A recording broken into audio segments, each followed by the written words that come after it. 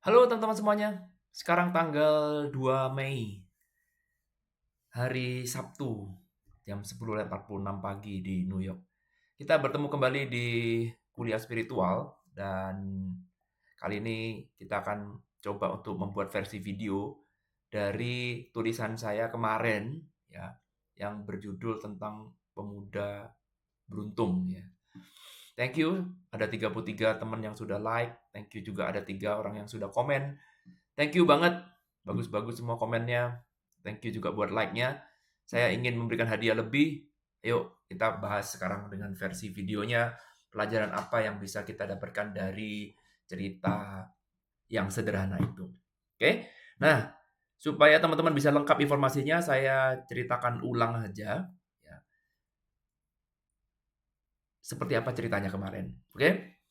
Nah, diceritakan ada seorang raja di sini ya, yang sedang berburu sendirian naik kuda gitu ya. Lalu kemudian raja itu terjatuh, kudanya tergelincir gitu ya. Dan kemudian kudanya lari, kakinya patah, kakinya si rajanya patah. Raja itu nggak bisa berjalan lagi dan di tengah hutan, eh, kalau sampai kemalaman di hutan dan nggak ada yang menolong, maka si raja ini punya potensi untuk dijadikan santapan bagi hewan-hewan buas. Waktu terus berlalu, ya semakin sore, tetap dia berharap ada orang lewat, ternyata nggak ada orang lewat. Lalu kemudian tiba-tiba, ada seorang pemuda yang kebetulan lewat. Ya mungkin pemuda ini pulang ambil air di sungai mungkin ya. Ya, lalu kemudian dia kebetulan lewat, kok ada orang minta tolong. Lalu kemudian si raja ini bilang, ayo tolong saya, tolong saya. Ya udah, ditolonglah sama si pemuda ini. Eh, Raja digendong lewatin hutan dan kemudian dikembalikan lagi ke kerajaannya. Ya. Nah, si raja ini sangat senang karena pemuda ini dianggap sebagai pahlawannya. Karena dialah penyelamat bagi si raja ini.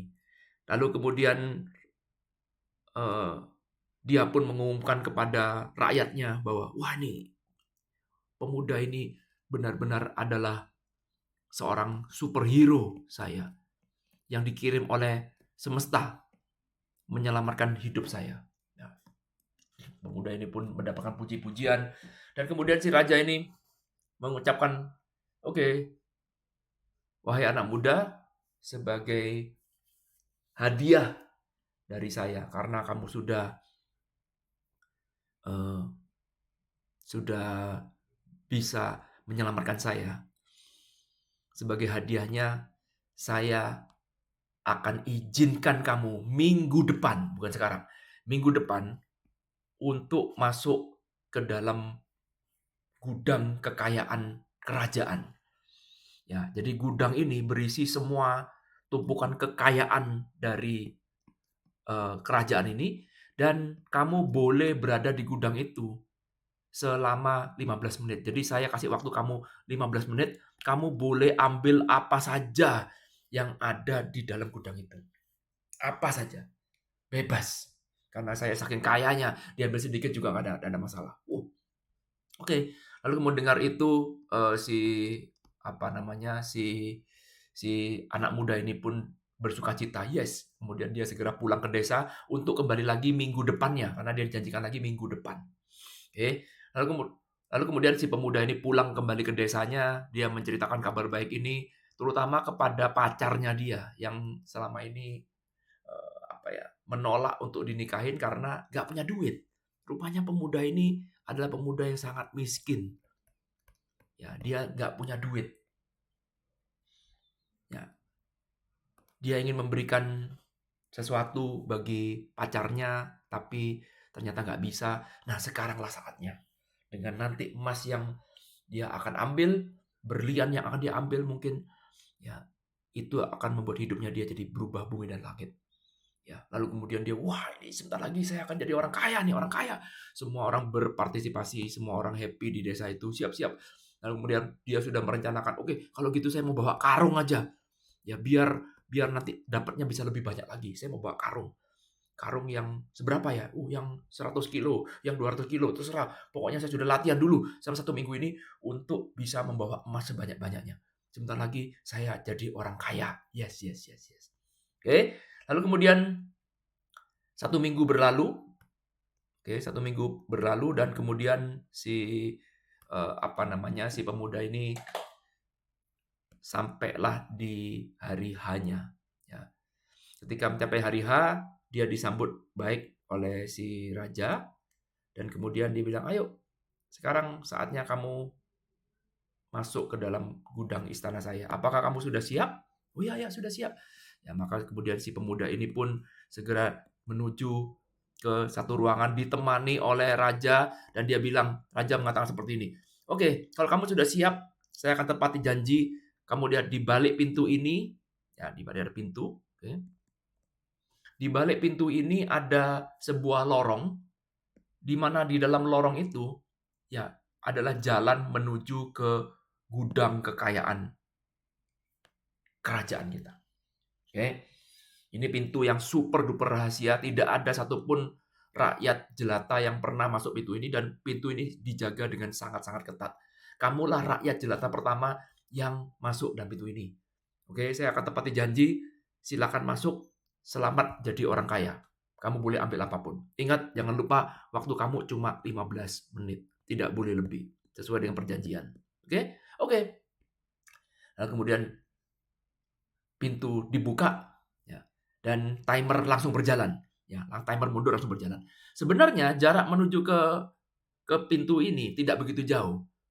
Oke, tapi rupanya di sepanjang jalan pintu ini sudah disiapkan orang-orang di sekitar sini, ya, para penduduk untuk menyambut dengan sukacita kisah heroik ini. Ya, lalu kemudian si pemuda ini masuk dan dia dapat selamat dari jenderal, dapat selamat dari menteri. Betapa bersyukurnya kamu telah menyelamatkan raja. Oke, lalu kemudian dia jalan lagi, dan kemudian dia di sini menemukan gitar. Jadi, tunggu dulu. Ini kan nggak ada gitar. Ini ada gitar nih.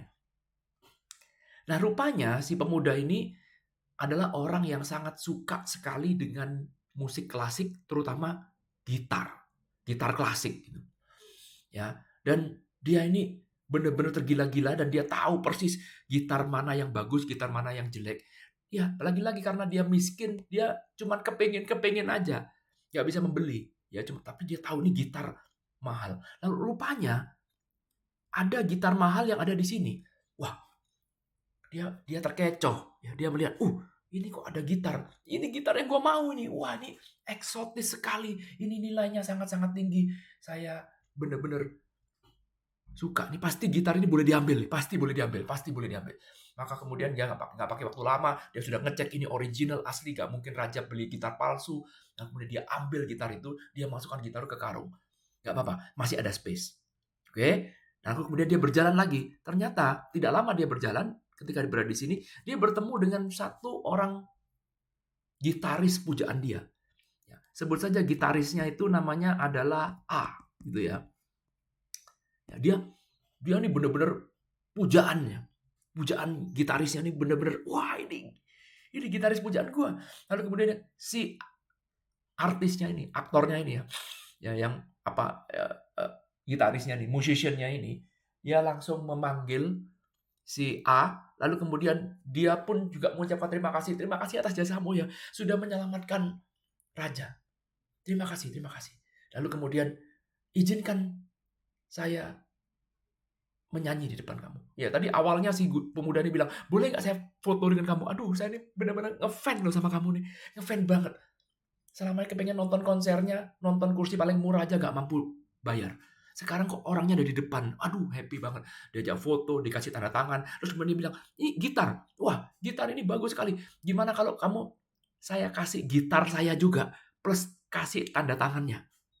Wah, sebagai seorang fans, ini si pemuda ini benar-benar happy sekali. Wih, boleh. Lalu kemudian terakhir sebelum dia berangkat, dia bilang, si gitaris A ini bilang, boleh nggak saya ngamen dulu di depan kamu?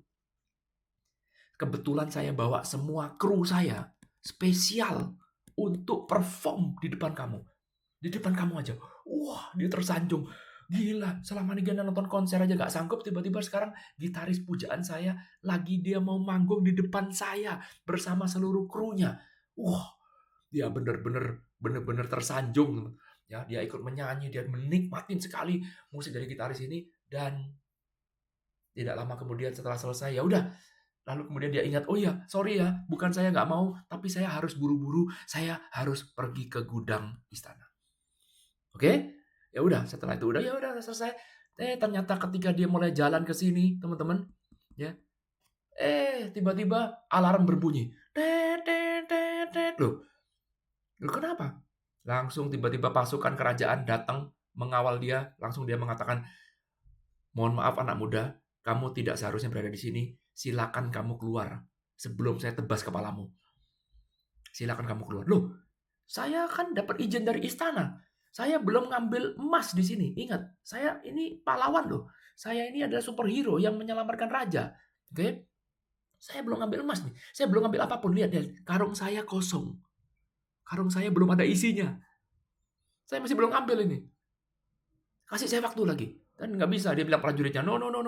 Ingat, waktu kamu 15 menit, selesai, habis.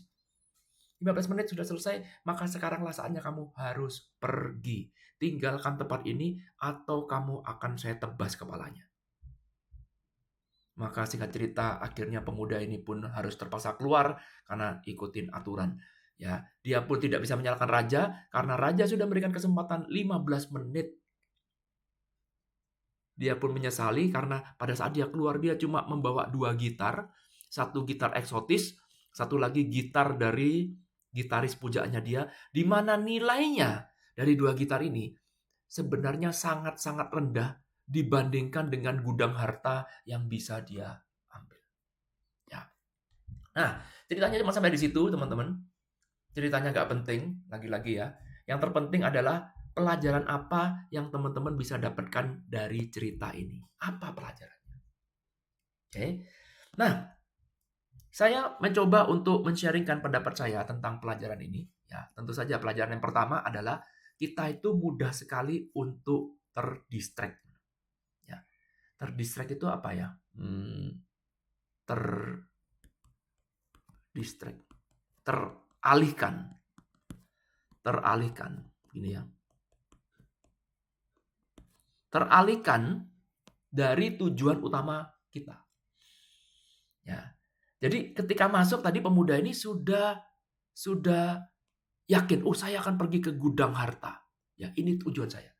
Tetapi di tengah jalan karena ada yang menarik, maka lebih mudah sekali untuk teralihkan sehingga kita lupa pada tujuan utama.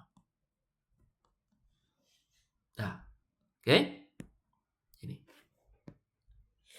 Lupa. Tujuan utamanya apa ya? Lupa. Bukan cuman lupa pada tujuan utama, lupa juga bahwa tujuan utama kita itu adalah sesuatu hal yang lebih besar. Ya, lihat nomor 2. Tujuan utama adalah goal atau sesuatu yang sudah menjadi jatah kita yang lebih besar dari hal-hal receh ya yang menjadi kita teralihkan. Hal-hal receh ya. Tadi coba kita lihat di sini. Ada puji-pujian dari penonton, puji-pujian dari jenderal-jenderal, menteri, tersanjung. Ya, kemudian ada gitar. Wah, ini yang gue pengen nih. Receh, ya kan? Lalu kemudian ada artis, semuanya receh. Tapi pada saat kita kena distract, kita lupa. Ya, kenapa kita nggak mengerti bahwa itu adalah satu hal yang receh? Karena lagi-lagi kita lupa pada tujuan utama kita. Ini polanya, ya perhatikan polanya teman-teman. Jangan fokus pada ceritanya. Sekali lagi, fokus pada polanya. Kita lupa pada polanya. Kita lupa pada tujuan utamanya. Sehingga jangan dikatakan bahwa, oh saya nggak pernah punya waktu. Waktunya ada. Semua orang punya waktu ada. Bahwa harta yang ada di sini itu sudah berjodoh dengan dirimu. Yes, sudah dijodohkan. Kamu sudah dikasih hak untuk boleh mengambil apapun yang ada di situ. Oke. Tetapi masalahnya kita justru malah terdistract pada hal-hal receh. Ya. Apapun yang mendistract kita itu adalah hal yang receh. Oke. Bisa dipahami ya. Dan kemudian nomor 3 adalah pertanyaan paling penting, kenapa kok kita bisa kena distract? Kenapa kok kita bisa mudah kena distract? Apa? Bisa tahu jawabannya apa? Kenapa kok kita mudah sekali kena distract? Karena kita masih melekat kepada kekurangan yang kita punya. Attach to lack. Melekat pada kekurangan yang kita punya. Semakin besar kekurangan yang kamu punya, semakin mudah pula kamu akan terdistract.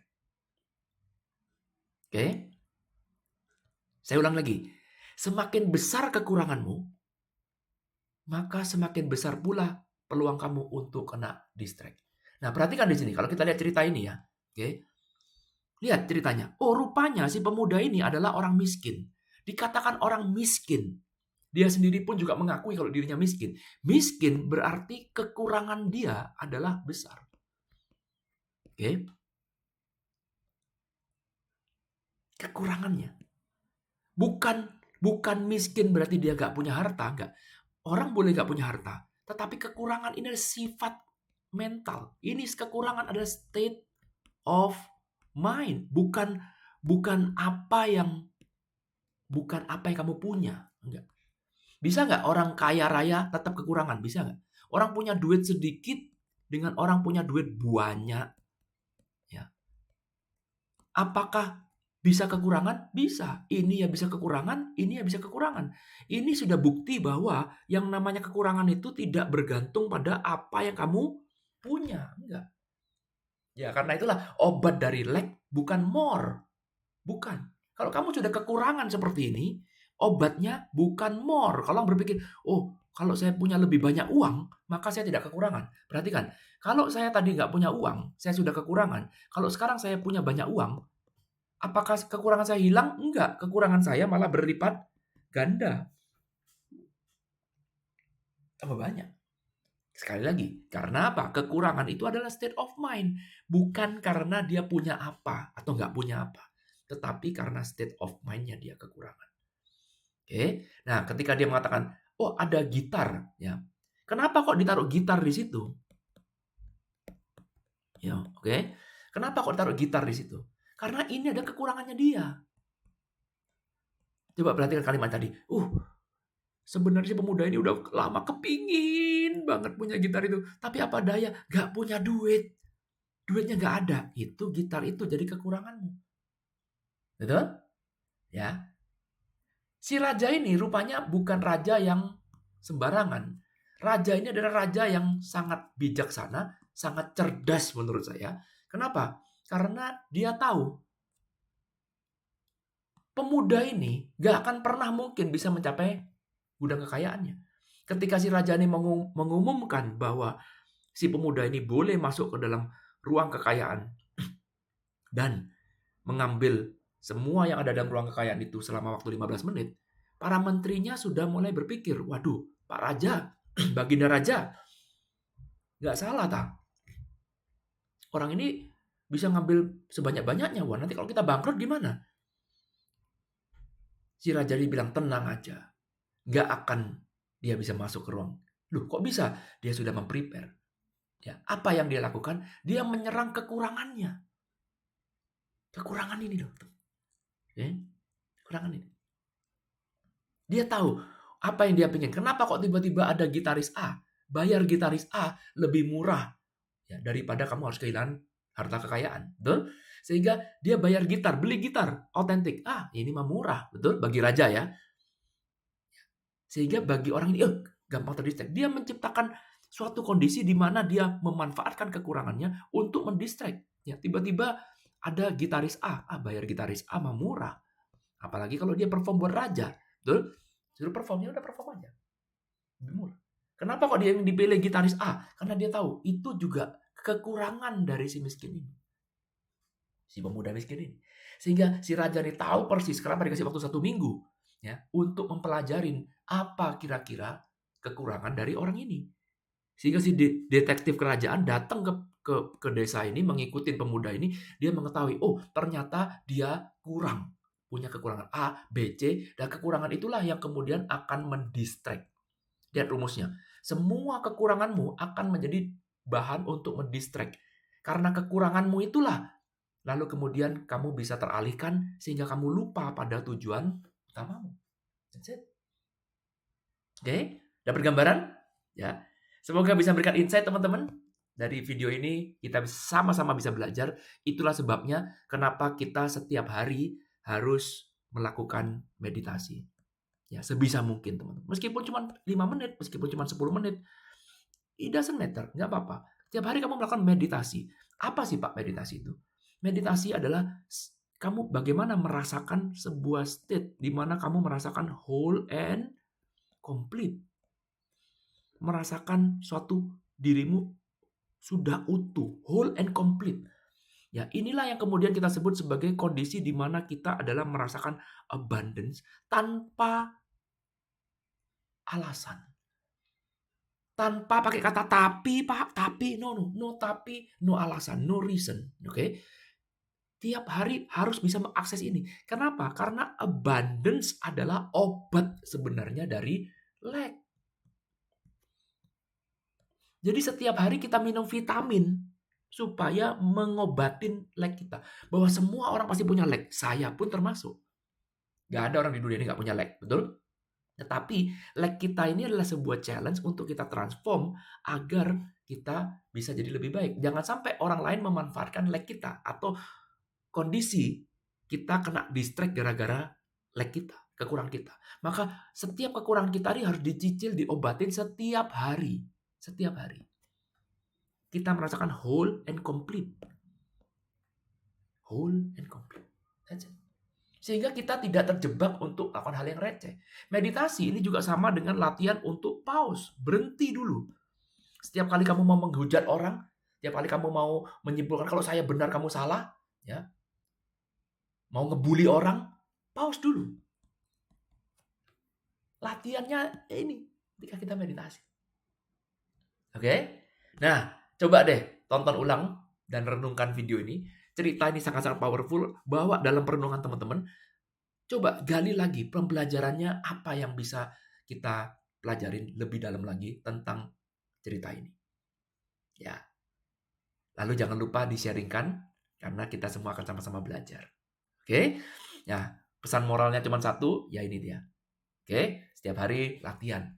Jangan terdistract supaya kita jangan terdistract oleh hal-hal receh. Karena ada hadiah besar yang lebih menanti. Kamu harus yakin betul bahwa perjalanan kamu itu ada dibawa pada sebuah hadiah besar yang sudah disiapkan oleh semesta buat dirimu.